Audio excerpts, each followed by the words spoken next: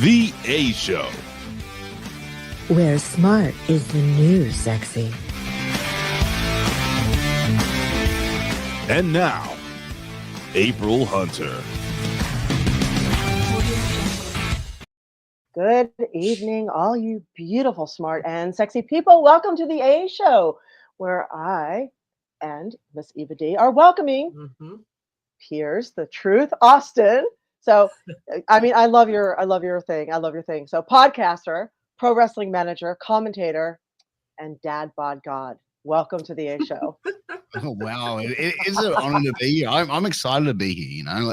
And, you know, it's great because I've had you on my podcast a couple of times, April, and I feel like whenever we do get a chance to do this, you and I always end up having these great conversations. And I'm excited to be, you know, joining also with the lovely Miss Eva D here as well. So, I'm excited to be here today. So, thank you. Thank you for making time because I know you are in where? What part of Australia? Sydney. Okay, so you are on a completely different. You're in Wednesday right now, right? Oh yeah. Well, I'm at Wednesday at 9 a.m. So you are what 14 hours ahead of us here in the United States on Eastern time. Yeah, 12, 14 hours ahead. Yeah. Yeah. Wow. Well, thank you for being here. 14 actually. So thank you for making time to flip your schedule and do this. We appreciate it. So. Well, it's actually lucky because I'm off work this week. So usually, like, I wouldn't be able to do a podcast on a Wednesday at 9 a.m., you know, just being the dad bod god that I am out there, dad bod godding out in the world. But, you know, I had a little bit of a procedure done yesterday, which is, you know, I'm milking it, man. I'm milking it for the whole week. So, you know, yesterday I had my wife go get me McDonald's for lunch. I was like, feed up, you know, didn't have to worry about doing anything for the kids. It's great. So, but you know, that's kind of wear thin. I'm sure. Wait, what did you have done that she was willing to go out and get you McDonald's and wait on you? Well, I went. Other than being a dad bod god, obviously. Well, yeah, I mean, like besides being married to all of this, you know. So, no, I had the final snip done. I have 3 kids, and I love all 3 of my children, but you know, as they say, you love the children that you have. You don't regret the children that you have. But I don't want any more of the little motherfuckers because I'm good. Sorry, Sorry, I should have said. Can I swear on this? I shouldn't have. Yes, absolutely. No, podcasts and like corners in America are the last bastion of free speech. So feel free. So all right. How old's your kids? Now I'm curious. So no more kids. Right? No more kids at all. I've got a 9-year-old, a 7-year-old, and a 4-year-old, and I am and me and my wife are like, we're tapped out. We're done. Wow. So they're all going to hit their teen years at once. That's going to be awesome for you. Yeah. Especially my daughter. My daughter's 7 going on 32. So. You know. She's smart, man. She's actually one who's probably going to end up like getting into the wrestling business and being a worker. Like she is already a worker at, you know. I thought you said she's smart. Well, she's okay. Yeah, fair. She is smart. Well, she's smart, but she knows how to work. Like she knows how to work people. Well, she knows how to work me. So let's put it. There's a difference between working your parents and working everybody else, though. Right. I thought you can't work a worker. I thought that was the saying. Well, you know, it's interesting because like I've got 2 boys and a girl, and my wife always says to me, she's like, it is so clearly obvious. Like, she's like, you don't punish her as much as like how you would punish the boys if they do the same thing. And she's like, what do you mean? She's like, she will, like, if one of the boys swore at you, you would be like, that's it. Go to your room. Like, I'm blah, blah, blah, like, how dare you? Or if they swore at me, you'd be like, how dare you speak to your mother? She's like, if she does it, you're like, she's like, I have to say to you, like, are you going to say something to your child here? And I'm like, sweetheart, that's not nice. And my wife's like, bitch, like, you better say more than that to this girl. Like, are you fucking? And I'm like, I look at her, I'm like, and my daughter just looks at me, just going, I don't know what to tell you, bro. Like that's literally the look that I use. You're screwed when she's a teenager. You are screwed. I'm screwed now, man. Yeah, she intimidates me. She intimidates me for real. I believe you. And welcome everybody joining us. So we just want to say hi to everybody and everybody watching the replay. Ricardo, Michael, Lon, Kari, Big Wig. I see Amarza, Steve. Who else is in here? Allie. Let's see, Alex. Who else? Cool, awesome dude. Thank you. Thank you for being here and everybody coming in. Oh, and cool, awesome dude said, oh, wait a minute, I saw April get interviewed on a Piers podcast one time. Twice, right? Twice. Yeah, we did. Me up at like 0:30 in the morning on a Saturday when I was going to a Ren fair, and I went and I did that. I remember. Yeah, I kind of remember that. That was a while ago. You're due. Yeah, I know. Well, I haven't done actually any podcasting in like 8 months. I've taken a full break. Yeah, a lot of people get a little bit burnout on it.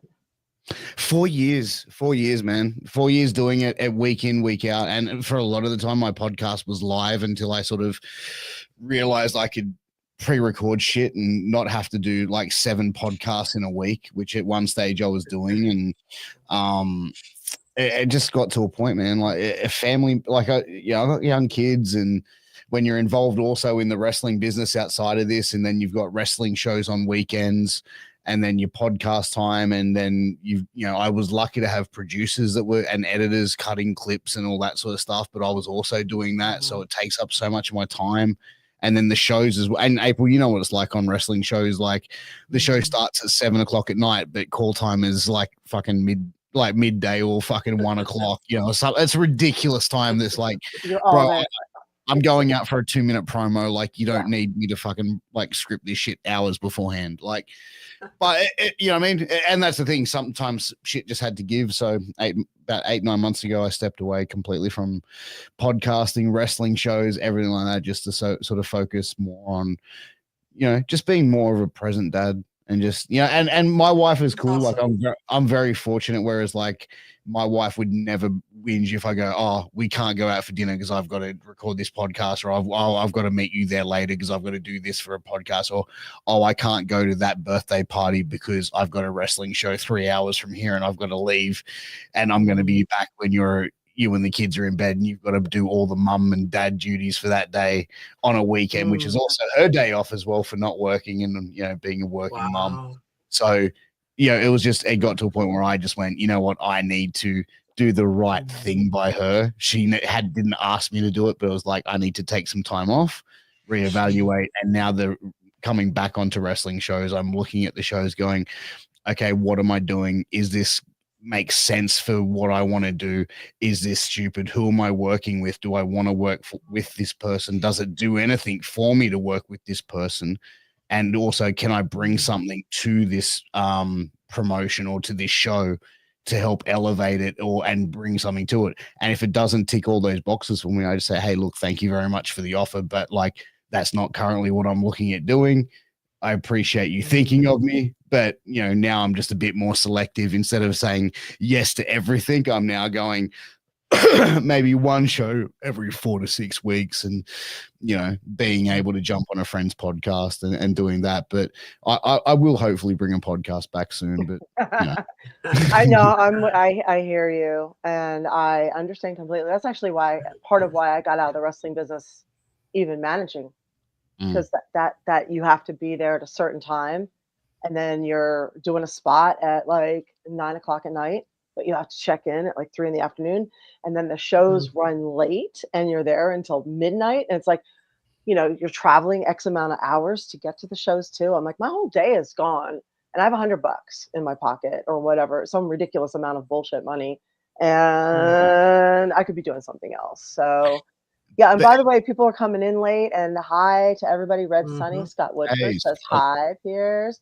War Demon, I saw a bunch of other people. Fury Power, thank you for being here. Maurizio, thank you everybody for joining us. And if you could share the link, that would be great. If you're listening, if you're lurking and you're not signed in, join us. Please join us in the chat and say hi. You don't have to talk.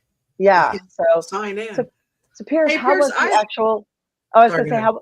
I know you have some really good questions to ask, Piers, but I just want to ask one before how was the snipping? I was put to sleep. I was out of it. I I went the full princess treatment, April. Like I ain't gonna play. Like I said, if I was gonna do this, I want to be knocked the fuck out. I don't want to be awake for it. I don't want to know anything about it. And they go, yep, no worries. And like they called me the day before. I said, yep, your check-in time is 6 a.m. So could you imagine me and my wife dragging 3 kids out of bed at 5:30 a.m.? Nope. On a fucking Tuesday morning. But you must have noticed the last time you weren't gonna drag any more than 3 kids after you got the snip. Oh, 100%. So you know what? Like I'd never had surgery before. I'd never been under before. So like I went there and like they go, yeah, like strip off, lay down there. And I'm like, okay, cool. And they go into the anesthesist area. And like I'm sitting there and I was talking to like one of the nurses and I'm like, oh, I'm sorry, like I'm a bit nervous. I must have like my eyes were a bit like teary up and shit. I was like a bit freaked out, like complete bitch.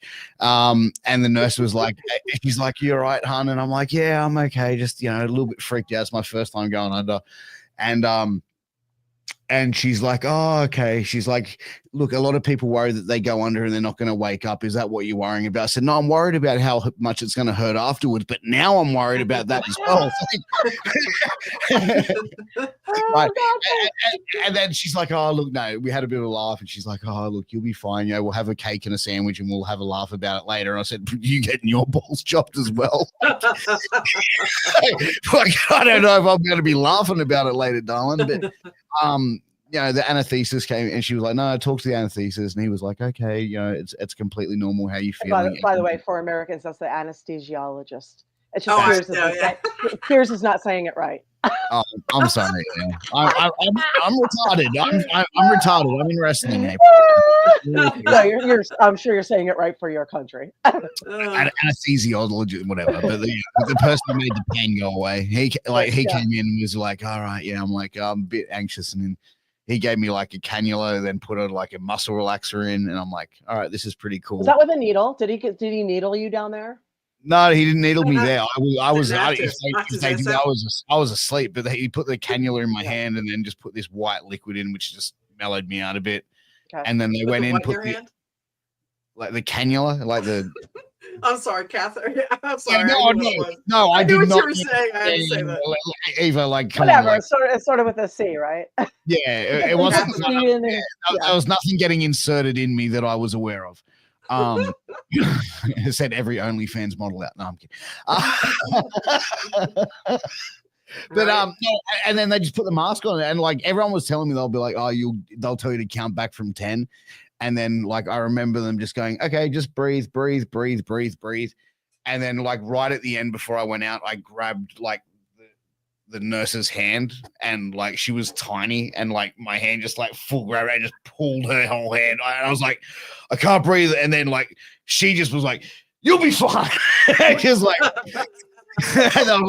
and then next thing you know, I was just waking up, man. I'm like, what the fuck is going on? Like I was just in it. Like it was just honestly like waking up and just being like really hungover as fuck, but without feeling like seedy. Wasn't the anesthesia the greatest though? Do you like? Did you get the 2 or 3 seconds to appreciate the phenomenalness? That's a not even a word, but the phenomenalness of that high? Because you only get it for about 2 seconds, but you're just like, oh my god, this is, but it's about the best one you can get. Like I think I was too busy. Where Michael Jackson is coming from, you know what I'm saying? Oh, I was too worried about being a bitch, like straight out. And like, I'm gonna give you kudos for being here today. But even when they were like trying to do the needle and stuff like that, they're looking at my arm, like the person who's doing, they're like, "Oh," because like they go, "Oh, we got to do the catheter thing, not the catheter, the cannula thing." Sorry, and they're like, "Oh, I don't want to do it in any of your tattoos because like I don't want to ruin any of your ink." And I'm like, "Oh, that's really thoughtful, but it's like it fucking heals in a day. Like I'm not worried if you go into it." Like, yeah. Yeah, they were very courteous of the time and money spent in my arm. So. Well, you can tell you didn't get that surgery in America. So oh, really? they don't give a fuck. No fucks given here. Nope. My dad got it done in like 1984. And that was back like when it was, back when it was like you literally just go into someone's backyard and pop a leg. Yeah. and they put a pair of scissors under fire, and then they literally pretty much. cut it, and then you're just sitting on peas for 2 weeks. Yeah, my brother did that. He was Yeah, sitting on frozen peas for a long time. Yeah, So exactly. considering that you got snipped 24 hours I ago know, and you're right? here doing this, and you're, Kudos. I mean, Yeah. props to you for any of you guys thinking about it. And you're like, I don't know. There's testament that obviously you came through with flying colors and no sperm. And well, I've got to go back and get tests and stuff. But I actually said to the doctor afterwards, I was like, because he came in before the surgery, he's like, yeah. I'm like, so this is the most painful part of it. And he goes, it's not even that painful. And he goes, the follow up is you jizz in a cup. He goes, bro, that's going to be the best $200 you ever spend. When I tell you this doctor, when we did our first consult with this guy, we got told, I got told when I made it, they said, yeah, you've got to come in. And I said, are you married? They said, are you married? And I said, yes. I've got 3. And they said, you've got 3 children. Yeah. Blah, blah, blah. And they said, you and your partner still together? I said, yes. They said, okay, when you come into the doctor, she has to come with you. I'm like, fuck. All right. So me and my wife had to go into this appointment. They're like, okay. And this doctor sat there. He's like, okay, guys, so how many kids you got? And we're like, 3. He's like, okay, so you don't want any more like a fucking tribe like I do? And there's all these photos of him with his 8 children and like his wife, and all these kids are like, and there's him in the photo going, every photo, and we're like, oh, laughing.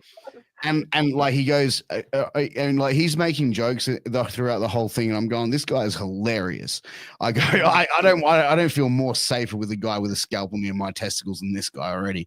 And he was like, and then I said, look, I just have a concern. I said, I worked with a guy a few years ago who went and got a vasectomy. And then 6 months later, his wife fell pregnant with fucking twins. I said, man, I've got 3 kids. And I said, if she falls pregnant with twins, that means I'm going to have 5 of those motherfuckers, bro. And I said, I'm already outnumbered. And I said, I love my kids, but I don't want any more. I'm good. And he's like, well, listen, you've got to do the follow-up. You've got to do this and that. And he goes, listen, out of 10 couples that fall pregnant after the male has a vasectomy, only 9 ask for a paternity test. And I just went, oh my God. And he's like, honesty. Yeah. He was honest, right? Yeah. And he's like, and I'm like, okay. And I'm like, all right, cool. I'm good with it. And then he was like, all right, big fella. Well, there's nothing else for us to do today, but let's pull out your rig and have a feel. And I'm like, beg yours. And he's like, yeah, come on. Have a feel. Yeah, no, like that's as Aussie term as you could get, and that is as bogan as you can get. And I'm like, I'm stealing that. Yeah, and I'm like, I beg your fucking pardon, cunt. And he's like, like, and like my wife's going, and my wife's like, she's looking, going, what? And he's like, oh, the meat and 2 veg. Let's have a bit of a tinker around down there. And he's like. And like it's weird, man. Like I don't know. Like I'm like I know it's a doctor and shit, but like when he was doing, I was like, whoa! I turned woke as fuck. Like I was like, I do not consent. I do not consent. You do not have my permission to do this. No, you must stop now. I do not consent to this. And he stops. He just looks up at me. He goes, "Are we going to have a problem on the day?" And I said, "Am I going to be unconscious on the day?" And he goes, "Yes." And I said, "Then there's going to be no fucking problem from me, pal."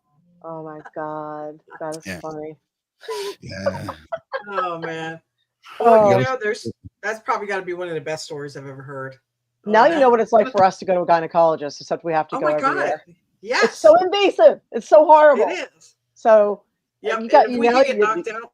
Yeah. Oh my God, that would be great. Yeah, I would go drugs. if I could get knocked out. Yeah. Yeah, I want drugs to go for sure. Hey, you know what? I saw all 3 of my children being born, so I know like what women go through for the reproductive system and like for all the reproductive life and stuff like that. And my wife has even said to me, she's like, you have no sympathy from me at all for going and getting this done. Like, she's like, you're going in, you're having a little snip. She's like, I had to pass 3 watermelons through the pee hole of my vagina. She's like, 2 of them with no fucking pain relief, with you holding my hand going, you can do it, babe. Like, fuck you. I can do it. I know I don't have an option but to fucking do it, Pierce. She's like, that's when you turn to her and you go, that's why you are a goddess, hun. You are a creator, obviously. Look how much you created. You are purely a goddess. Whereas I am a mere man, and that's it. Or you just yes, dear.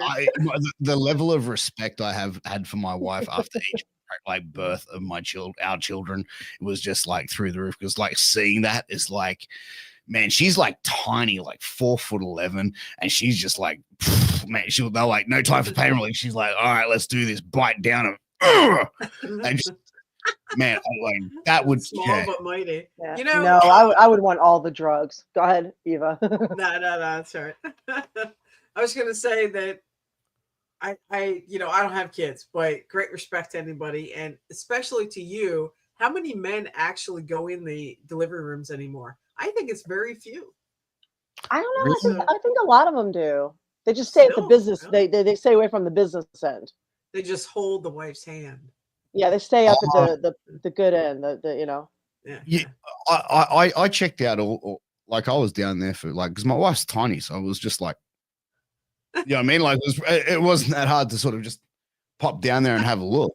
But like the interesting is that, like like when my eldest son was born, like my eldest child was born, it was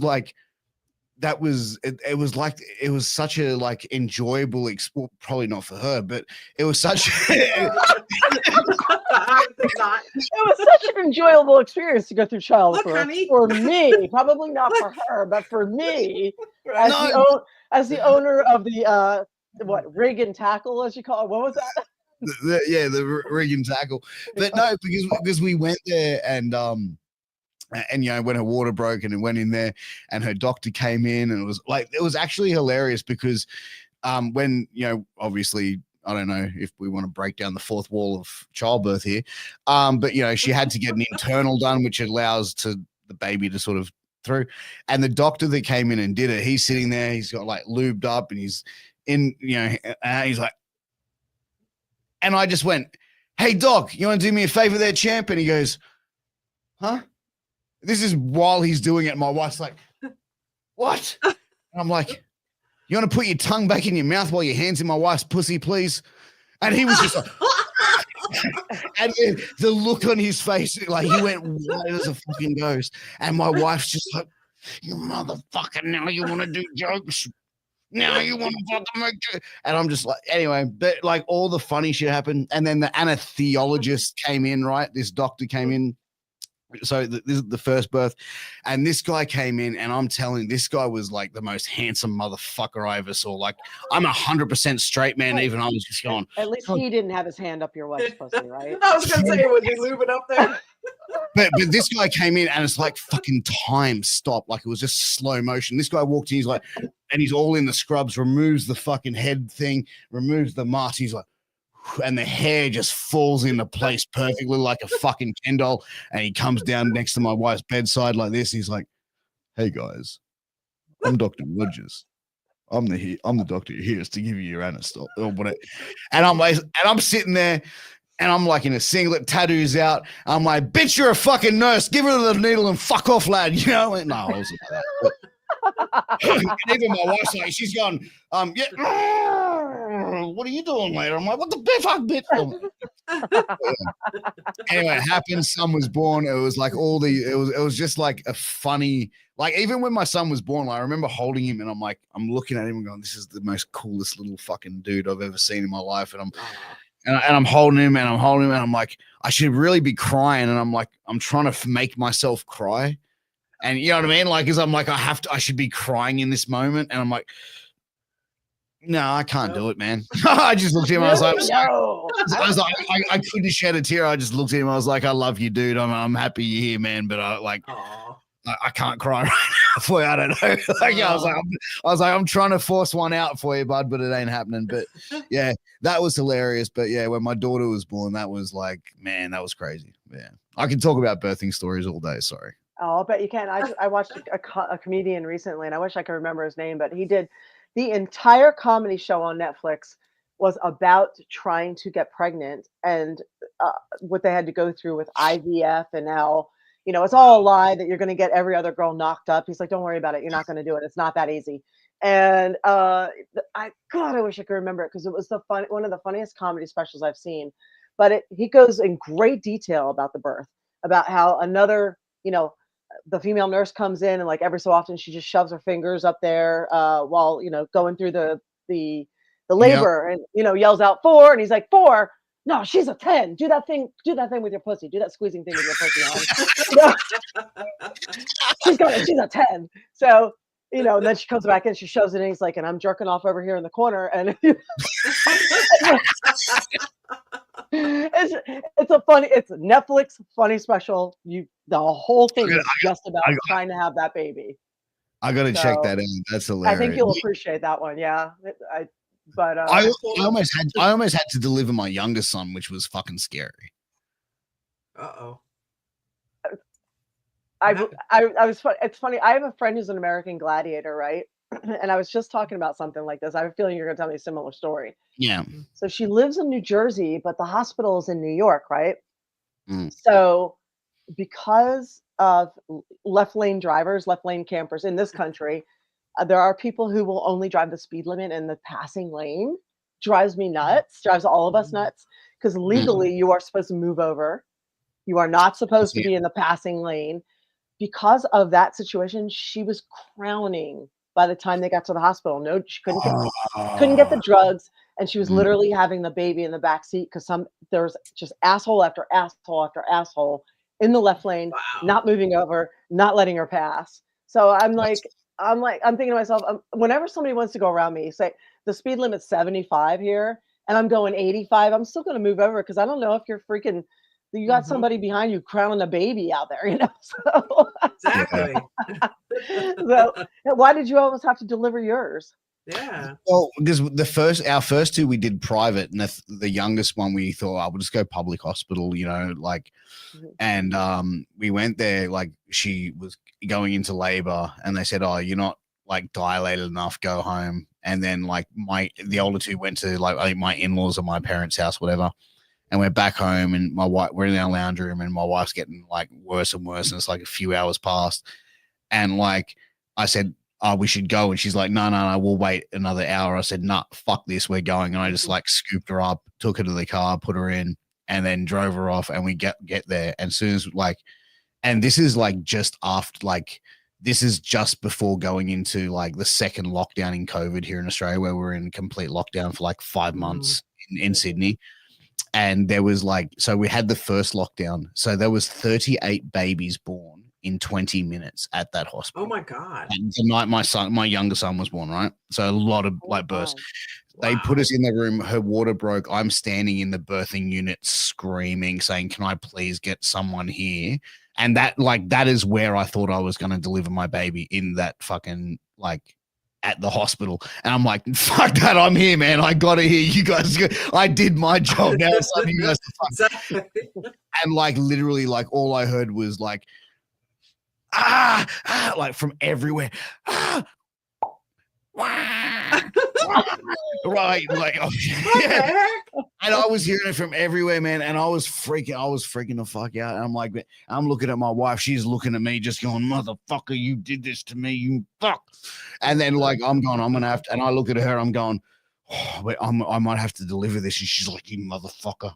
She's like, "You get me, you get someone here." And I'm like, oh, man, and someone obviously came in to deliver the baby. I didn't have to do it, but yeah.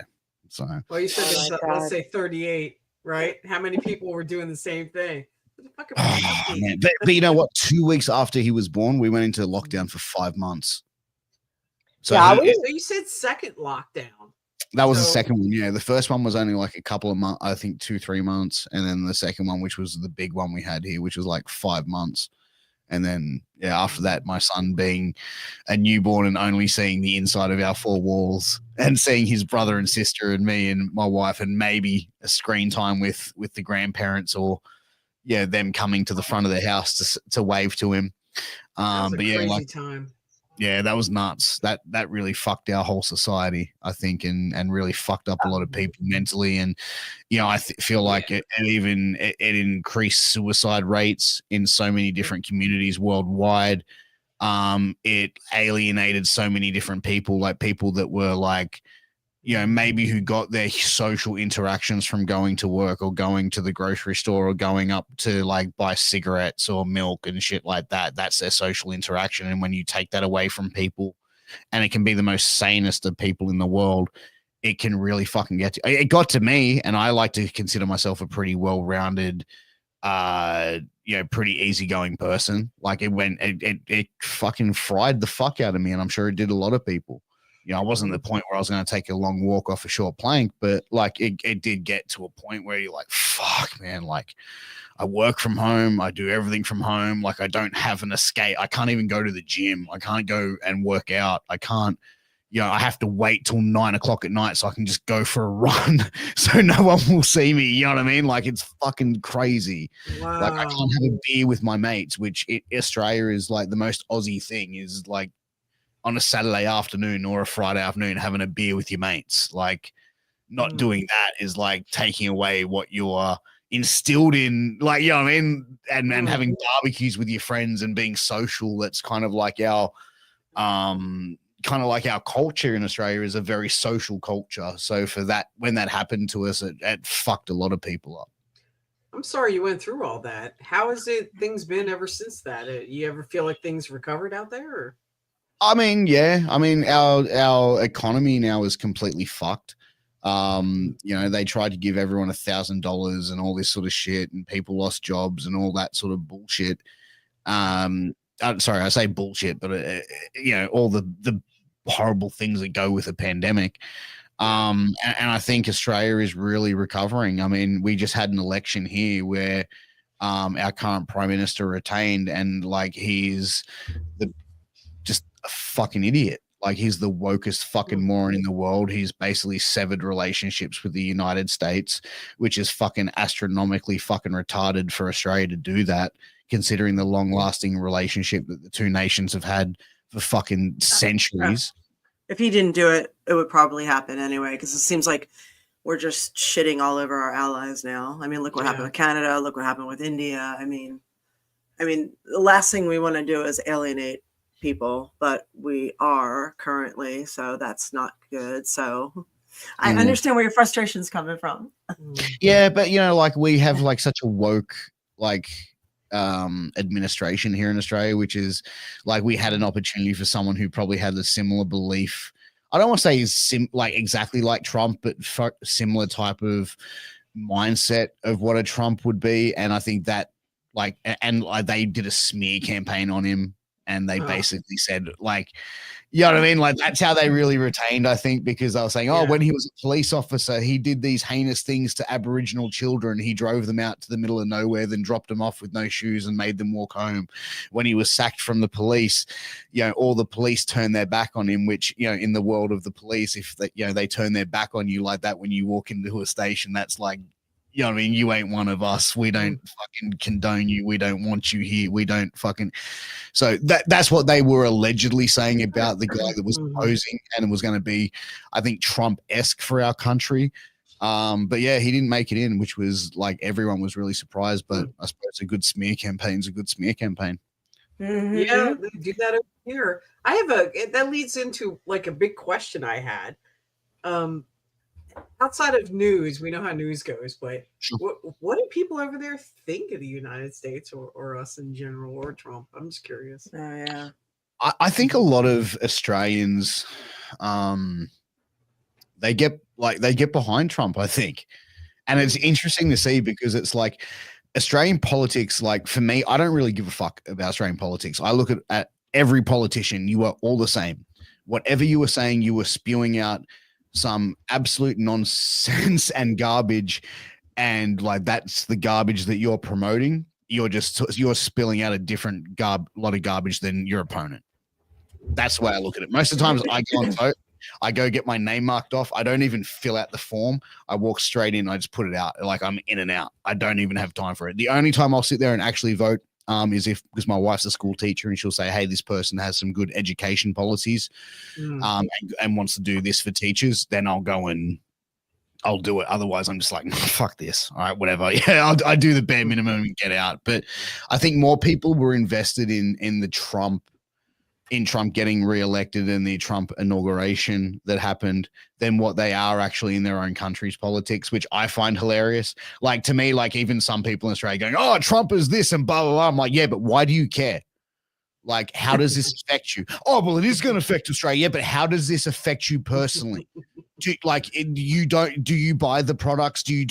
No, so shut the fuck up. You just want to be a little bit of clout, or you want to go on social media and say, this is ridiculous, or this is great. And it doesn't affect you. So why do you have a fucking opinion? Why are you putting your voice on it? Whereas I look at everything that happened with like Trump getting reelected and the Elon Musk doing the fucking Hail Hitler shit. I thought that was some of the most entertaining shit that I'd ever seen.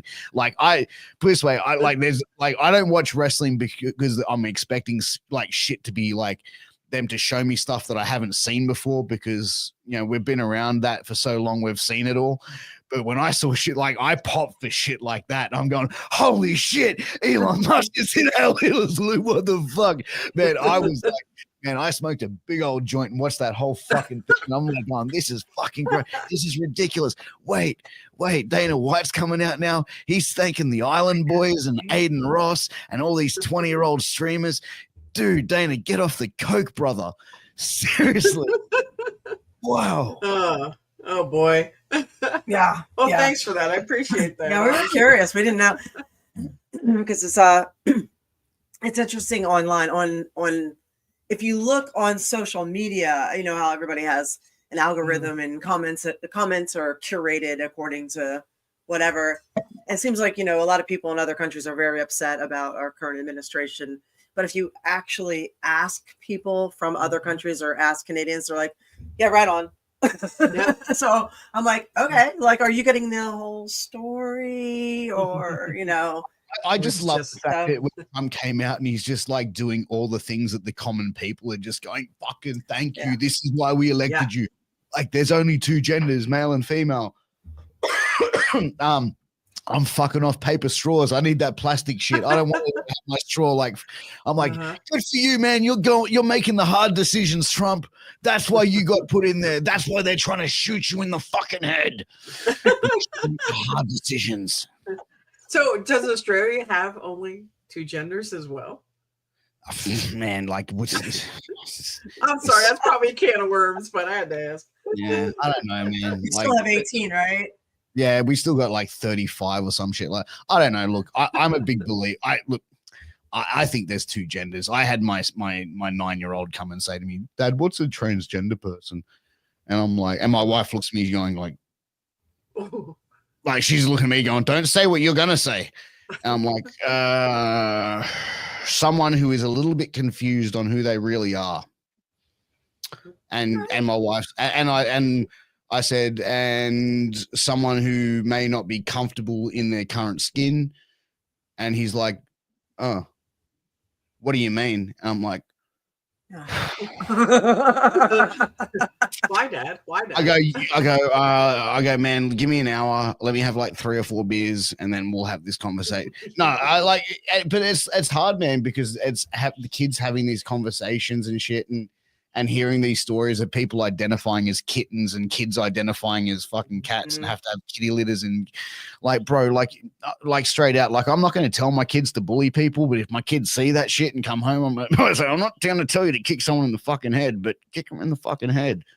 Yeah, my friends' kids, when they fight, you know, like kids fight all the time, like, you know, 12 and 14. They scream racist at each other all the time. Like, you're a fucking racist. No, you're a racist. No, you're a racist. It's like all this stuff that's going out on the media. I'm sitting there with my mouth open. I'm like, oh my God. I'm like, do you understand that word actually means a kind of a really shitty person, right? No. Like a really shitty person. But it is so watered down now, since apparently everybody's a racist if you don't agree with them or whatever. It's like nothing. It's like calling somebody a nerd. You know, I mean, it doesn't even mean anything anymore. Well, but the stuff we all called each other growing up. Yeah, but if you look past, like, in like the last 20 years, right? Like 20 years ago, Like you know Goldilocks, right? She, like, like Goldilocks, like she shared something from like 20, like it was a while ago, from 20 years ago, her and AJ Styles. And AJ Styles was saying comments about her calling, like in this, like this vignette or this backstage thing, like, and she was a heel, right? And he's basically going, "Oh, you're a slut, you're a whore," like without, I don't know if he was actually using those words or whatever, right?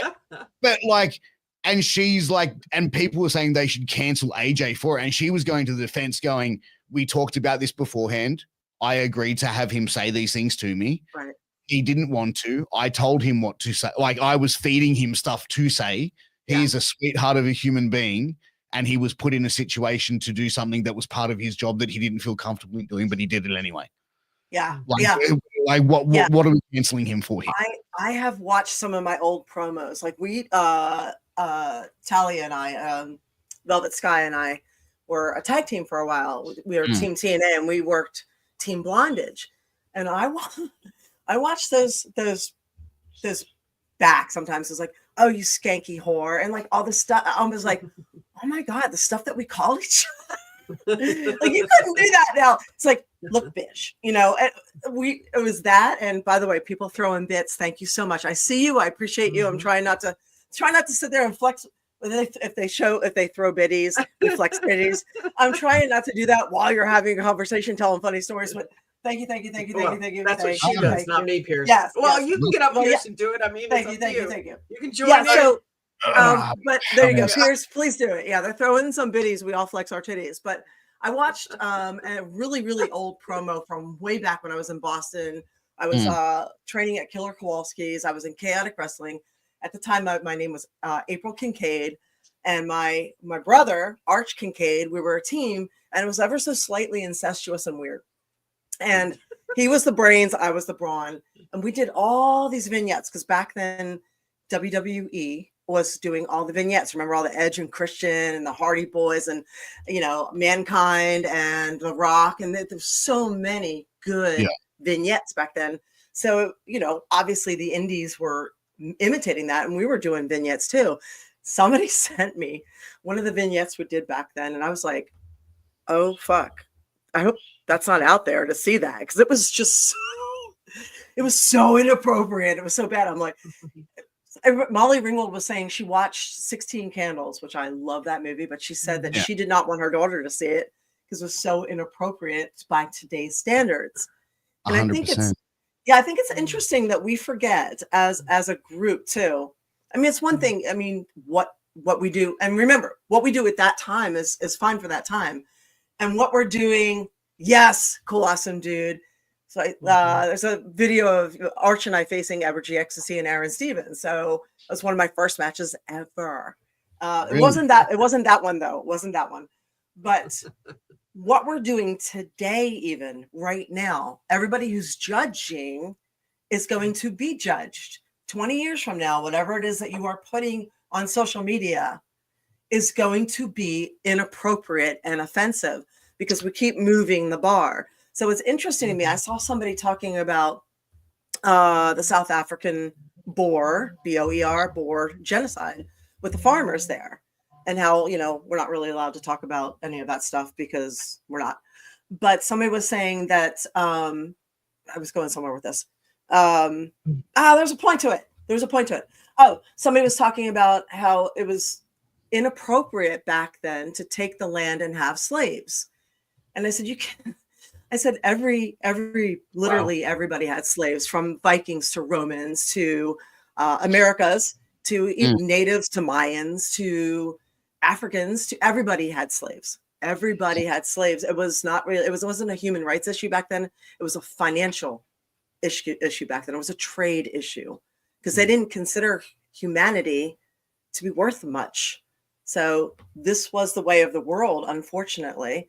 And depending on where you were financially born into the world as well, you know, like you were either born with, you know, like in the house of the cotton field or in the, you know, exactly, or if you're being sold or caught or what your punishment was, all of that. So human life did not seem to be worth much. So they were saying that these group of people deserve to die. These farmers, because they did this back in the 1600s. And it's like, Well, we can't judge people by today's standards what happened back in the 1600s, because this was standard practices and everybody did it from China to Netherlands to Africa to America. They all did it. So can we kill people now for taking land now? Can we get retribution now? And that's okay. We're okay with that. I mean, that's what's happening. That's like looking back, right? Like I don't know about you ladies, right? My parents were hippies, so they were born in like the 50s. They went through that hippie movement, 60s, 70s, everything like that, and like they protested and stuff like that, which is commendable in today's standards for what they did in that time, right? But still, law breaking shit. My mum burned bras and all that sort of nonsense, like all that shit, whatever. But people could easily turn around and go, well, did you know in 1972 your mother was at a protest and she slapped a police officer, but now because she's too old to face trial, we're gonna like have you stand there and like face her crimes for it. You know what I mean? Like it's the same kind of thing, right? Like it's like, well, I didn't do it. Like I didn't stand there and bitch slap it. Well, you're not saying my mum slapped a cop. She's a fucking angel. But like, I mean, like, let's just say, for example, that, right? Like, how can you punish someone for crimes of another person? It's insane. It's insane. There's a lot of insanity going on, like you were saying, with the COVID, the lockdowns, everything. And we actually have some questions for you in here. Yes. And of course, people want to hear you pronounce certain words like car park. Car park. There you go. It sounds like Boston. It sounds like it did. Yeah, Lon is asking, Piers, which wrestling faction do you consider better, the OG Bloodline or Evolution? OG Bloodline, I think it was just a better story. I think the storyline for that was probably the best thing we've seen in wrestling in a long time, and actually had me wanting to watch wrestling, as opposed to, I think after you've been in wrestling for a long time, it's like, fucking, I can miss this week. I don't need to watch this shit. I like it. Yeah, I like it. Winona said, as we have a society have become more consumed with a person's identifier rather than their personality and how they react and treat people. Yeah, that's wild, right? Yes. I mean, well, that's the thing. Like, I think in wrestling, it's like, I don't know. I think in Australian wrestling, especially, it's very, very woke. And, like certain things, like I did a promo with multiple people. Well, there was like a vignette, and we're doing this storyline where like the guy that I manage is actually found out that another wrestler was his father in storyline. And then we had a female wrestler who's actually American. She was involved in the storyline where like it sort of involved that she had been with both of them, but we hadn't really done it. But the end of the promo ends with her going, like me and her sitting down going, what are we going to do? How do we get like blah, blah, blah. And then me like, and this woman's gorgeous, right? And me just going like, and I did this completely off the cuff. I went, hey, what are you doing later? And she went, oh, please, you've got no chance. And I went, bitch, I'm trying to sign you, not fuck you. And then the promoter was like, stop, no, you cannot. And she's laughing. She's going, that is fucking hilarious. Oh my God, that's funny. Because my character in this situation, like in wrestling, is based on Ari Gold from Entourage. So I'm gonna say something fucking outlandish like that, whereas like, relax, I'm not trying to fuck you, I'm trying to sign you. And then everyone was like freaking the fuck out that I said that. And I'm like, oh, okay. And then it's just so weird. Like it's like I've been told to tone down a lot of the shit that I've done. And it's funny though. Like I even did a promo with her once, and I was like, and I said to her, like, I was the baby face and she was a heel, and she said something, and I was like, please, I go, Nikki, can you just close your legs? You're showing more beef than Kendrick and Drake. And like, we did that I did that at a live show in front of like 500 people. That's great. And then the crowd just started chanting beef curtains, and it was like, and she came, like, she's one of my friends, and she knows that I don't mean like, I mean, she's met my wife and kids. She knows like and if I knew I could say that to her and it wouldn't be a problem. Whereas like other performers, like I have to go, okay, if I'm going to be doing this thing with you, I know I need to sort of tone stuff back. But someone like her, she completely gets the entertainment side of it and the understanding of, hey, this is how we're going to get the reaction of the night if we can sort of push that line a little bit. And she's like, I've said to her, like, I went to her originally, I was like, hey, I had this idea, can I say this? And she's like, you can say whatever you want, darling. Like, just go nuts. She's like, just don't outright call me a whore or a slut, because she's like, I think you're a bit more classier than that and more intelligent than that to come up with just a disrespectful remark. And I was like, that's all she said. And I was like, all right, cool. So she's like, everything else is off limits, is on limits. So I've got some bad news for you, Piers. what's that? You've been outnumbered. So Yeah, apparently I was watching everybody thinks you're wrong. Well, Evolution is cooler. they're entitled to their own opinion, April. You know that. Like, you can argue. So I don't know what you do in wrestling at this point. Sure. I know you said about a match coming up. When you work the shows, what do you do? Do you do production, or are you still doing promos, or?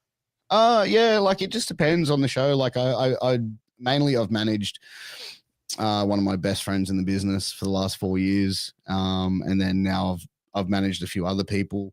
I've done commentary, I've done ring announcing, I've worked for TNA, I've worked for Game Changer Wrestling. You know, some pretty big American companies that came down to Australia. I was fortunate enough to do work on those shows, to be considered for other stuff as well, which unfortunately I didn't get, but you know, it's always nice to be considered for that stuff. But yeah, I'm a general manager for one company, I think. But yeah, it's just a lot of fun, and I get to help with a lot of the character work as well for some guys, and promos and stuff like that. So, you know, for me to get, like, I get, you know, to get complimented on promos and have veterans from our industry come up and just say, hey, you're one of the best talkers, you know, this country has seen, or like that you're one of the best talkers in the country and you're not even a wrestler. That says so much. And, you know, being able to go out there and talk on the fly and to have that, I don't know.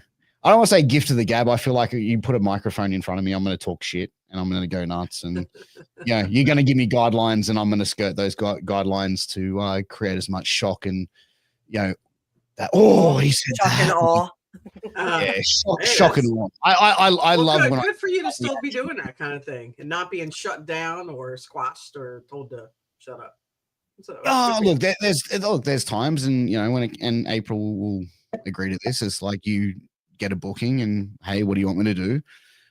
Cool, I don't really want to do that, so I'm not going to take this booking. You know what I mean? That's kind of how it is. Or you turn up and then they tell you how it is. Well, you didn't tell me that, so I'm prepared to do this. Or it just depends how flexible you are and what your limits are and what you're prepared to do and what you're prepared not to do. And the thing is, I think you have to keep your morals. You have to keep a lot of things what you are willing, and you have to stand strong on those things, because people will try in the wrestling business will test that in every option, every way imaginable. They will sit there, they'll ask you the same question 100 different times across 100 different dates ways. and 100 different ways just to see how you react. They will try and people will try and fuck with you, and you know, just to see how you react. And me being a little bit older, people didn't really try that a lot when I got into the business, because I think I came with a little bit more worldly experience.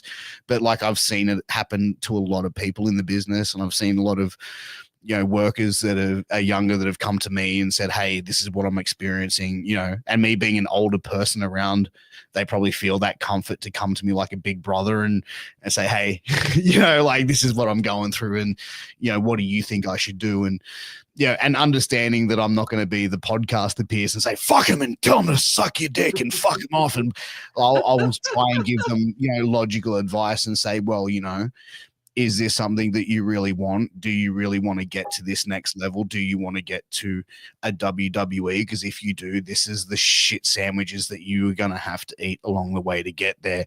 And people are going to test you, and they're going to fuck with you just to see how you react. And if you fucking sell for their shit, they're going to go, hey, April, see this fucking mark? We just got her to fucking sell for this shit. Guess what we're going to do? We're going to do it again next show, and then we're going to make it worse, and then we're going to make it worse to the point where they just do it to get that reaction and get to see you fucking freak out, because their lives are so fucking sad. Never sell a rib. Never. Never. Last show I was at, I walked out after like when Ring Crew was happening, because they were blasting fucking pro wrestlers like music and singing along like This Is the Boys. Mm-hmm. And I walked in and I'm just like, what the fuck are we doing here? Like, I go, are we in the business or are we just a bunch of marks putting on a fucking show for our, like what the fuck are you doing? And they're like, oh, and then they put on the Cody Rhodes thing. And I just grab my shit and I go, you fucking people disgust me, you fucking marks. And I left. That to me, like, I'll accept, but I won't accept the marks. Well, good for you on standing up. And obviously you're doing something right if people are coming to you for help. So, that's awesome. Yeah, no kidding. I 100% concur with everything you just said. I really do. Heard you talk about stuff like that. Oh yeah. Yes, you have. People will contact me for a booking. I'm like, so what did you have in mind? And they'll tell me, I'll be like, oh, you know what? I'm already booked on that day. Mm-hmm. I'm sorry. Keep me in mind for the future, and maybe we can catch up. Because I feel like wrestling's the least honest business in the entire fucking world. Like in any other business, you could be like, no. Or you know what? That's really kind of insulting. But I feel like you can't do, if you do, especially as a female, if you do any of that as a female, you're difficult, you're a diva, you're a cancer to the locker room, you're this, you're that, you have an attitude, you're a problem. Blah, blah, blah, blah, blah. I remember I had the toxic trait of wanting to get paid to work. Really? And that's a shocker, right? It's so insulting that people would want to get paid to work, right? So I used to say, I'm like, it's the wrestling business, right? It's not the wrestling hobby. It's not the wrestling friends. It's the wrestling business. Fuck you, pay me. So I was like, I'm all about it's Henry Hill for me. Fuck you. You also have to take care of the hair. Right. This is I'm not, as it is, you're barely paying anything that it's worth, because hours and hours, hair, makeup, drive, sit around and wait while everybody fucking jacks themselves off and gets, affirmations about how awesome they think they are. And then just let me get the fuck out of here so I can get home by 2:00 in the morning. Yeah. And they put themselves over to their friends that are there going, oh man, you did a really good 450 splash off the top rope to the outside in front of those 10 people. Yeah, that was really sick. Yeah, exactly. So I'm just like, wrestling is the least honest. They can't handle truth. So you always have to make up some insanely elaborate excuse as to why you can't do something, like getting snipped or family emergency. Yeah, I'm getting snipped. But you know what? It's funny. I did a show, right? This is probably about a year or so ago, and these two girls come and did a match, and they're part of like one of the one of them is just so overly appealing. Like, I used to be friends with this woman, I should say, and then now she's just so, I'm like blah blah blah blah, like just fucking team wokeness or whatever the fuck that she's selling now. But she was heel on this show. She comes out. They have her match, decent enough match, whatever. And like someone in the front row, as she's doing her heel shtick on the outside, goes, fuck you, you slut, or go away, you slut, or something like that, right? Mm-hmm. She's working heel, April, right? She's working heel. That's good heat. That's good heat.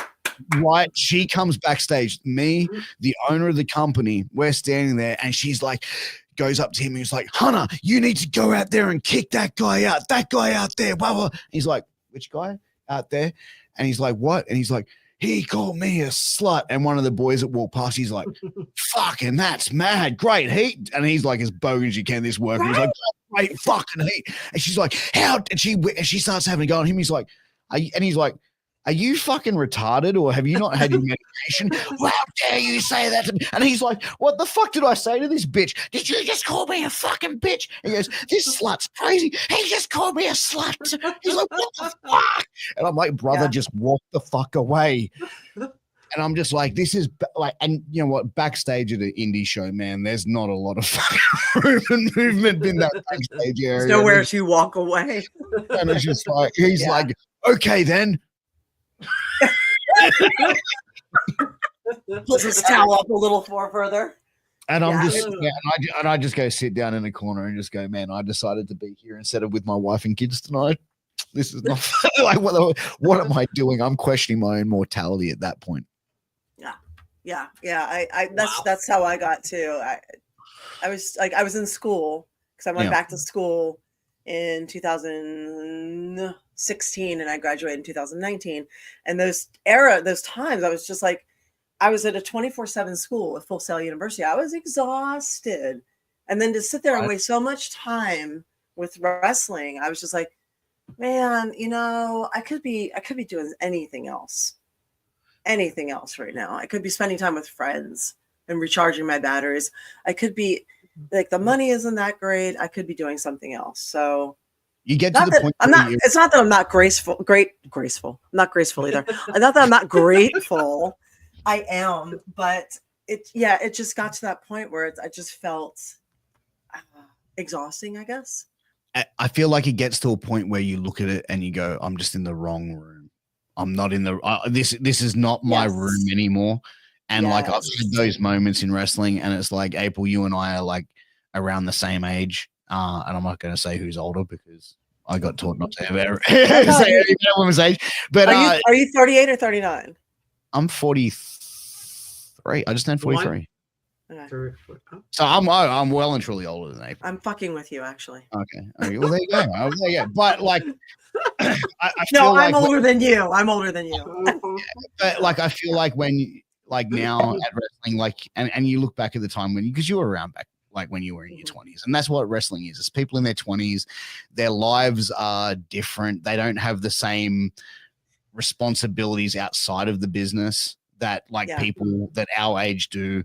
And also the injuries and the things that we are capable of doing at this age that we are no longer able to do that we once be able to do, and do certain things and stuff like that. And I feel like when you put yourselves around, like, dude, I don't want to fucking hang out with a bunch of fucking 19 and 20-year-olds. Like, that sounds like a fucking punish, bro. And then when I have to interview them on a podcast as well, I'm like, fuck. Like, no thanks. Like, you know what I mean? It just got to a point where it's like, what the fuck am I doing? Like, am I going to be at 50 and still doing this shit and hanging out with these people on my weekends? Like, I don't know. That's why when I go back to what I said before, is just being a bit more selective on who you let it around you. You're right. As you get older, because I got into the business later in my 20s. Not early, because I had a whole career before that as a burlesque dancer and a model, so a fitness competitor or model. So I got into wrestling later, and I've always been like a decade older than everybody else in the business. So it always seemed actually a little retarded to me. It's just the way it was run. I'm like, this is not run right. You guys aren't doing it right. This is not how you promote. Why are you running the same Saturday as the guy down the street? Oh, because we're fighting. No, don't fight. One of you run Friday night, one of you run Saturday night, or better yet, everybody gets paid in America the 1st and the 15th. Why don't we run on the 1st and the 15th? Hey, like, it was so dumb and petty and stupid. Oh, well, if you're my champion down here, then you can't be my champion. If you're my champion in Massachusetts, you can't work for this place in Connecticut, a state over, because they'll job you just to upset me. Wait, what? I'm trying to work, bitch. I'm trying to learn how to do this with different people. And that's the working thing where, once a month. It's like my period. Okay, what am I going to do for the other 3 weekends? You know, but that's where, like, I think so much in wrestling, people try and hold on to this old school thing where you look at back in like the old days, where it's like you start with a trainer, and that trainer will be like get you your first bookings and break you into the business. Whereas now, like, social media and all that sort of stuff has changed, where it's like, okay, someone who's gone and trained for fucking 3 weeks in a row is now going to try and get a booking. And now you see some like trainers going, no, like, you need approval before you go out and work on shows and do all this. But like, for the most part, it's like, dude, like, a lot of this stuff around the wrestling is that they're missing as well, that I feel, is they're not teaching these kids the respect and the interaction. Like, that's how people get hurt too. Well, yeah, but it's like the respect of when you get to a show, that you go up to someone like, dude, I'm not gonna, like, you know me, April, I'm never gonna be, I'm a fucking veteran, you come up and kiss my ring, and like, I'm not that guy. But in the same to the ring, bitches. But in the same sense, like, I'm fucking 20 years older than a lot of you motherfuckers, right? Like, if I get to a show before you and you get there, you come up and shake my hand. If you don't like me, that's fine. You don't have to like me, but you come up, and thing of the business is we don't have to like each other, but April. But if I'm on a show with you, I'm coming up to you and I'm shaking your hand and I'm saying, hi, how are you? Good to see you. I'm excited to be on a show with you. And then I'm walking the fuck away. We don't have to be friends. We don't have to sit there and like talk shit for an hour, but I'm going to give you that respect as someone who's bringing something to the table for that show, no matter what you're doing on it. And that's where a lot of these kids, that's a dying thing that I see in the business. And it's a shame because our business is built on respect and fucking like looking out for one another and working out for each other that is on the show. And I feel like that's a dying thing that I'm seeing. And it's really fucking sad to see. See, I don't work that often, but I will occasionally take a booking. And I worked a show. What was that one that the wrestling movie I did? It was just a fun little movie. Which one? The one, yeah, the little 55-minute movie that's on YouTube. Kill City Cup. Yes, Kill City Cup. Yeah. So I experienced the same thing when I was. We were filming this. It was a long day of filming because they were doing it kind of like a video game. So they were going to splice in a lot of this, that, and the other. So it wasn't a live wrestling show. It was taped basically to be messed with later, to turn it into a combination comic book, video game, wrestling film. So cool. Yeah, it was really cool. The guy was really super cool. But one of the situations I had backstage was there were very few chairs. So I got in there and I got a chair and I set my stuff up and I went out to do something. I came back and one of the younger people had taken my chair. My stuff was there. I'd taken my chair. And then when I kind of stood there, I'm like, that's my stuff. And they're like, yeah. And they didn't get up. And I was like, yeah. Like that's one of the very first things I learned and one of the reasons I was like, one of the reasons is because of the people who have been in the business for a while are so injured. They have so many, neck and back and everything else injuries. Right. You are supposed to give them your chair. Yeah. She did not care. Well, you also claim the chair. There's that too. All right. So you know what I'm going through at work with that too. But in my business, and I have nothing to do with wrestling, but yeah. 33 years I've gotten the business that I do. And as simple as don't touch my shit is hard and totally disrespectful going on with these 20-some-year-olds. It's crazy. Yeah, I was in a doctor's office. Anything alone, they got to touch your shit. Yeah, but even if you have to move it and someone comes in and they say that, you're like, oh, I'm sorry, I just need to sit down for 2 seconds just to do my shoelace up or to fucking whatever. I'm so sorry, I'll put it back. That's kind of the appropriate response once you've moved someone's shit when they're not there. And I've been guilty of moving someone's shit, but I always put it back the way it was. Or if they come in, I'll go, oh, sorry, was that your bag? I moved it there because I wanted to sit down and put my shoes on. I'm old as fuck and I can't do it standing up. But it's also human interaction of being polite. I don't know what's going on with people. I just waited for her to go out and I pushed her shit off the thing and I moved my chair back over across the room with my shit and sat over on the other side. There's so much autism in wrestling as well. Like there's like people are so fucking like wrestling really is like a very special magnet where like you would be surprised how many people in wrestling where like you go, someone go, oh, that person's on the spectrum. You'd be like, no shit. Like that like it's very autism heavy in wrestling. I've seen. I don't know about. I haven't noticed it, but I guess I'm just so weird. And I thought you were gonna say one of them. Yeah, I am actually. I am. I'm high functioning on the spectrum too, but I still know what to do. I've been taught. Yeah, so I don't think having autism is an excuse. They tell you you learn the rules. But you know what I mean? Like some people like with autism have that social anxiety. So I feel like I get it sort of thing. That's why like for me, like if I know someone's autistic in the business, I sort of give them a bit of a pass with certain stuff. And like I've had one kid who's like 19 years old and he said some pretty out there shit to me in front of people where like anyone else would have like get a smack in the mouth. Like I sort of just look at him and go, all right, whatever, kid. You know what I mean? Because it's like he's autistic. Yeah, I work with one every day. Yes, he's 20 years old. Interesting. But Like, you know, at least I'll say to them, hey, that's not really how you want to say that. You know, and teach them, show them. They learn. I told him, I said, intelligent man, people. I told him, I said, man, you can say what you want to me, man. I said, but you got to be very careful because there's going to be Mhm. times in locker rooms that there's not going to be someone like me there to fucking step in for you. And I've seen him get kicked out of locker rooms on shows. He just turned up to do like help ring crew on this kid, and like he turned up and like tried to talk to veterans and the boys a certain way, and they're like, get the fuck out of here. Like, are you fucking serious? And it's like, and I've been there, like, he's all right, man. Like, and they're like, Piers, come on, man, get this fucking mark out. And it's like, well, no, come on, bro. He's a young kid. Like, Right. yeah, I don't know. Maybe I just see the good. Like, I don't know, mental illness and stuff. I just have a bit of time. That's nice of you. Well, see, I think wrestling is a magnet for mental illness, just like all entertainment is, because the same chemicals that make us creative are the same ones that make us crazy. So it's For just real. a big thing of like crazy, you know, a lot of bipolar, a lot of everything in there, depression, anxiety, all of it. So, And it's a way for us to get that out. it is. Yeah.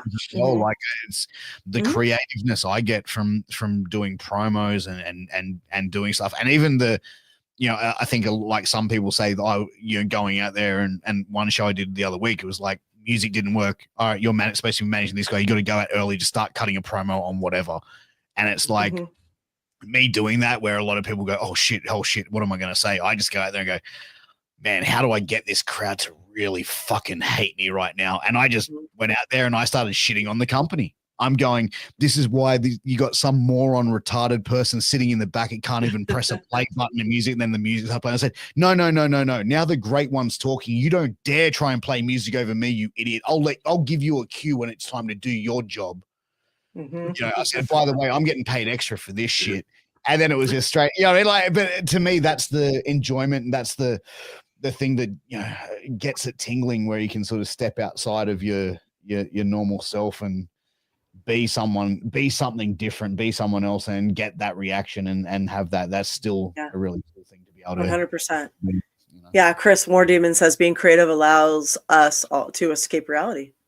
Yeah, 100%.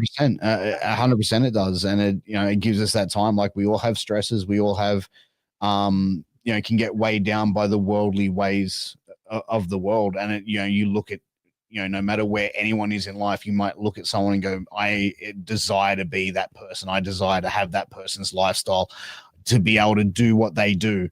But, you know, you don't know the struggle that goes with that. You don't know the struggle that they've had to endure to get there. And I feel like every successful person you see, like very few have just been like, man, I just stepped in and become a self-made person and millionaire. They've had these struggles and they've kept pushing through in order for them to be able to get to where they want to get to. Every successful person has struggled, has fallen on their face.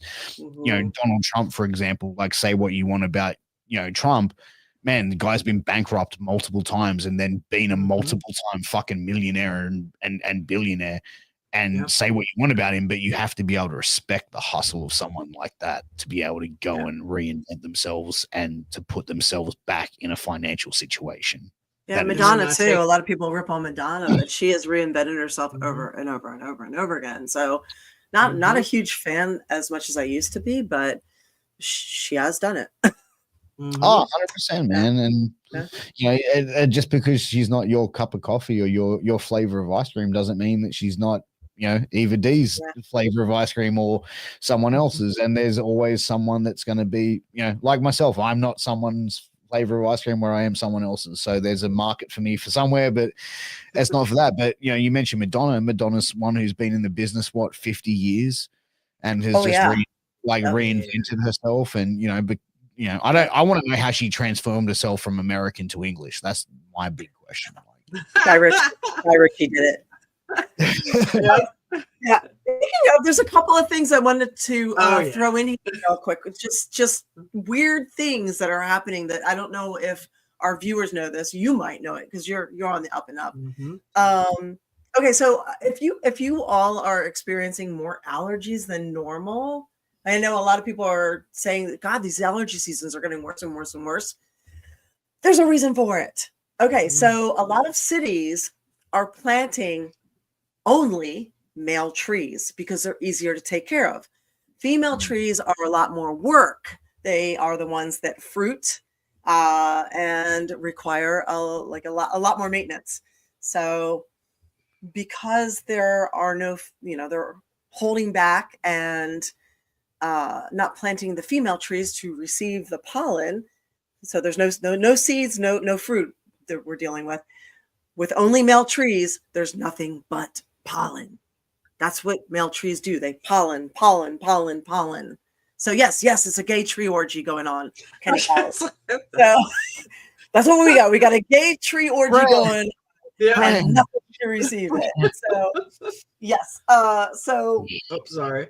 So now you know why there is so much pollen out there, why you might be having so many allergies. So as always, when we present a problem, we try and present a fix for this. What has worked for me is going to a local, you got to do it locally. You got to get local bee honey, or better yet, even get the local bee pollen and eat a little bit of that every day. It's not going to be instantaneous, but within a few months if you do it consistently all the time, it's basically going to be like you're going to vaccinate yourself against this pollen, because the honey, the local honey and the local bee pollen is going to build up in your system, and you're going to have a tolerance and a resistance against all that pollen in your area. So try that. It works. Yeah. Because I get hay fever every week. Like every Friday or Saturday, I get really bad hay fever where I can't. Yeah, get the local pollen. Like street corner local. So do you live in like make sure that's in your area? Yeah, he's Sydney, right? Yeah, I live in Sydney. I live my house is like on the top of a national park, so my back fence opens up to a national park. So I actually have like wild animals that can come up to my back fence, like wallabies and shit. Cool. Yeah, I've had wallabies hop up there, but since we had back burning done, I haven't seen them for a while. That's really cool. Yeah. I'm curious, like on things like that with Australia, or are you guys having the same conflicts that we see over here in reference to cloud seeding and covering the sun up and geoengineering? And they're like England. They went to what is it? They want to spray an aerosol, and they have literally approved it to spray an aerosol into the air to block the sun. Sunny old England, where there's so much sun. Oh yeah, for sure. Like, let's make this shit cloudier and cloudier, ladies. Let's get it. It is like 60 degrees in the summertime over there. It is so cold. So yeah, they want to block the sun in England. Can you imagine being the person who spent fucking however much money, $50,000, $60,000, $70,000, 70,000 quid or whatever, to put solar panels all over your roof in England, just so you could get 3 hours of energy, 3 hours of heat to give yourself a break, because they're not doing like the heat thing anymore, the benefits for the older people. You're trying to get your solar energy, and they're like, yeah, we're going to put an aerosol in the air to block the sun. I would be like, I will kill you. I will find you and I will kill you. Does it make any sense that they want to block the sun while pushing solar? That makes zero sense. And you know what? Like, I actually said to my wife, because we're starting to go into and this is a Gates-backed thing, a Bill Gates Foundation. Of course it is. Of course, naturally, right? You know, I told my wife recently, because we're going into winter here. I'm like, I can't wait for us to get to the age, like, hopefully when we're 40. I'm 43. She's 42 this year. I was like, maybe by the time we're 50, we'll like be in a financial situation where we can just chase summer around the world. She's like, what do you mean? It's like, we can be like summer. We'll do summer in Australia.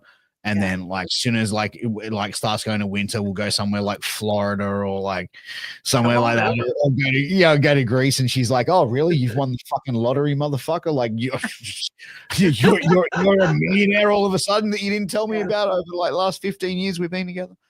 So I'm like, oh. Where there's a will, there's a way. You will find the way. I will. Yeah. Not gonna make it won't be in wrestling, that's for sure. Yeah. Winona, you're funny. No, it won't. Yep. Wrestling won't do it for you. There's been like 6 people that benefited from that. But there's a new NDAs. Yeah, exactly. There's a new phone scam going around that you all have to be careful with. Somebody will contact you and say, "Are you friends with?" And they'll list one of your friends because they've gone ahead and looked on social media. So they'll write to you and say, "Are you friends with? You should call me." So be aware of that. If someone says, "Hey, are you friends with April? Are you friends with Eva? Are you friends with Piers? Or you're best friends with such and such? Or is that your brother?" you should call me. Mhm. Don't Right. call these people. No. So they're getting really, really good at the phone scam. So just wanted to make you aware of this. There's something else to make people aware of. And I'm trying to remember what that was. We were talking about it earlier. Imagine if Kenny's imagine if they sent it to someone like me who's such a toxic troll who would sit there and go, I'm not friends with that person. Fuck him. Fuck him. Oh, what? They're dead. Good. Good. That's funny. Kenny goes, good thing I have no friends. I'd start calling him and go, yeah, what? Like, fuck that. Calling him at 1 o'clock in the morning. What'd they do? Are they in jail? I'm not giving them money. Yeah, there's something else to be aware of too. And I'm trying to remember what it was. And my brain is just like, no, that's enough. My brain, it's like, here. Yeah. Did you have anything? A lot of different things, but I'm sorry, go ahead. No, I was just asking if you had another thing other than the fact that America has frozen peanut butter and jelly sandwiches.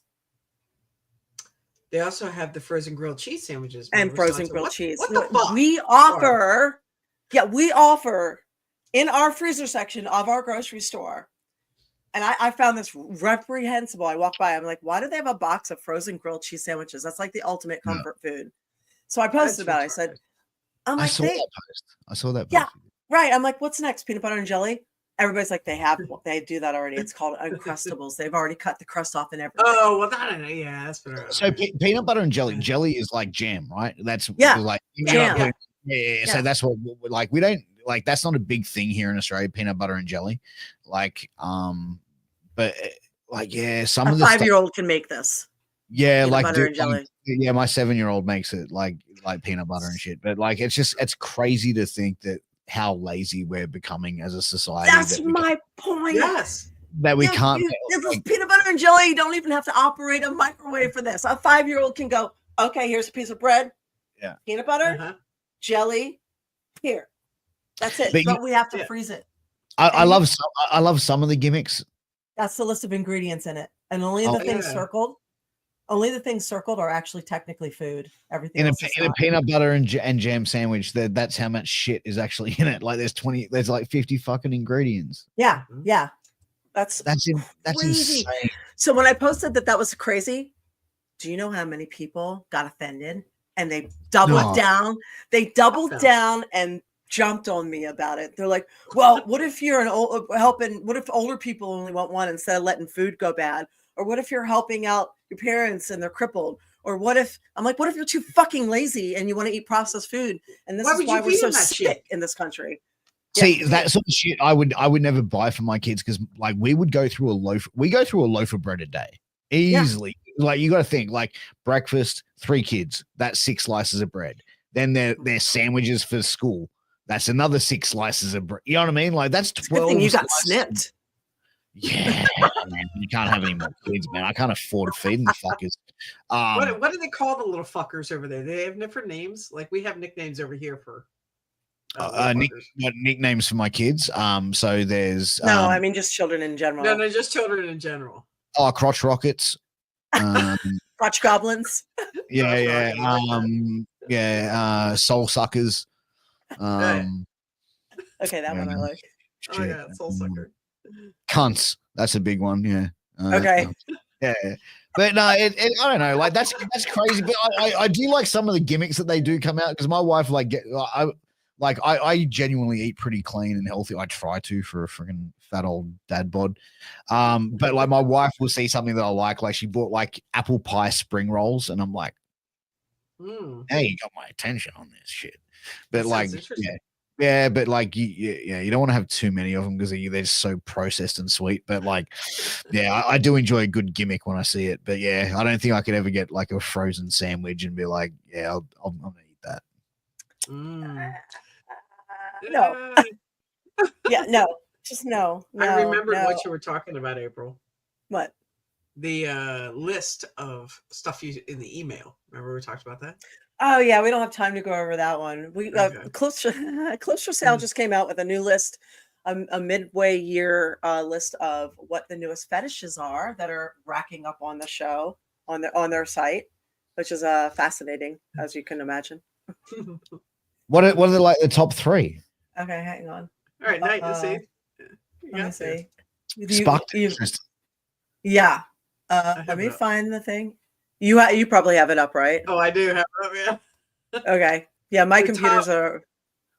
Go ahead. Okay. The top 10 trending fetish categories is tickling, ball busting, and super heroines. See, you just had your balls snipped. I bet that would be a super category right now. I bet you could make money on that. Balls tickling. So balls tickling, cuddling. Was it tickling?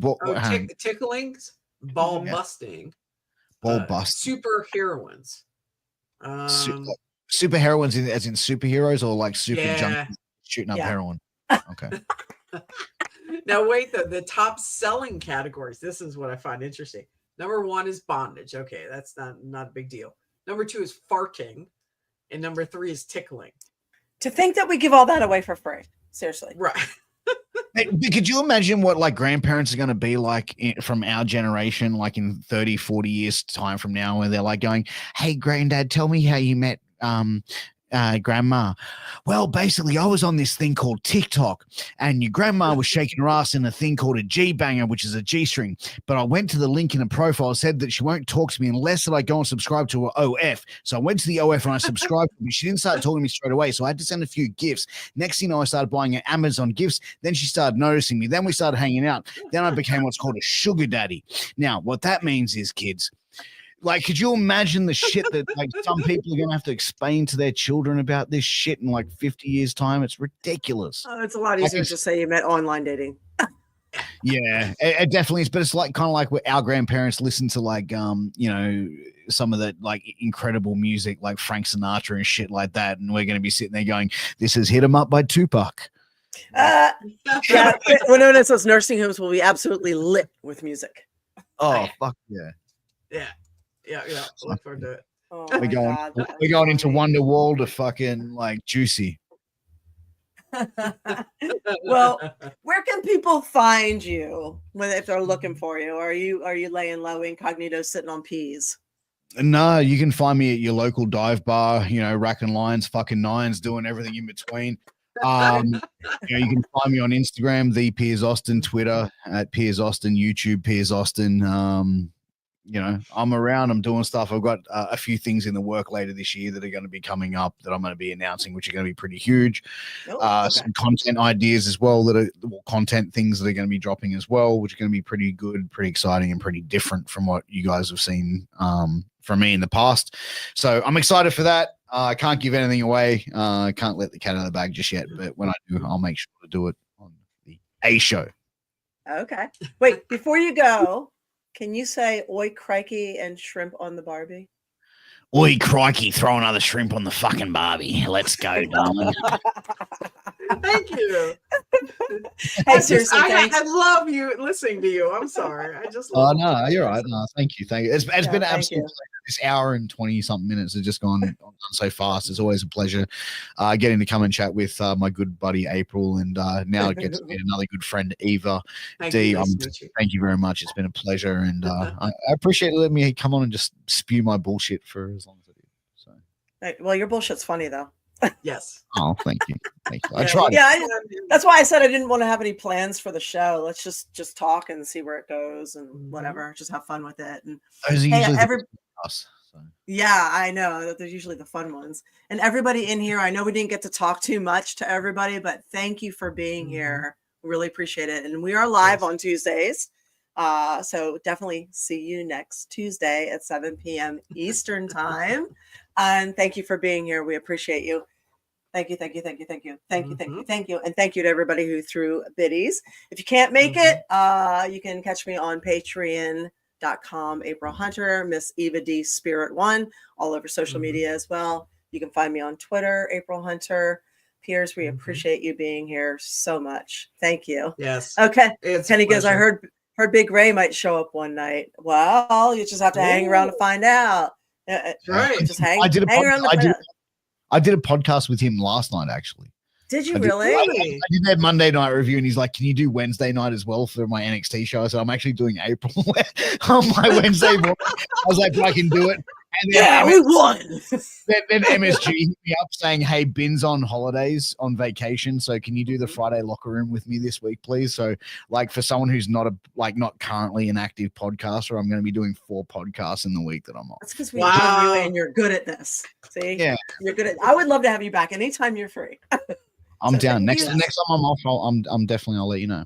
Yeah, seriously, thank you for letting me know. Thank you for letting me know. But yes, we did talk to Big Ray, and he has been invited back. He's just got a hellacious work schedule, as everybody knows. I think it's even worse than it was before now. So I sent him an invite for tonight in case he would pop on. Okay. I know All he's right, busy. thank you for that. I love Big Ray. Yeah, he's awesome.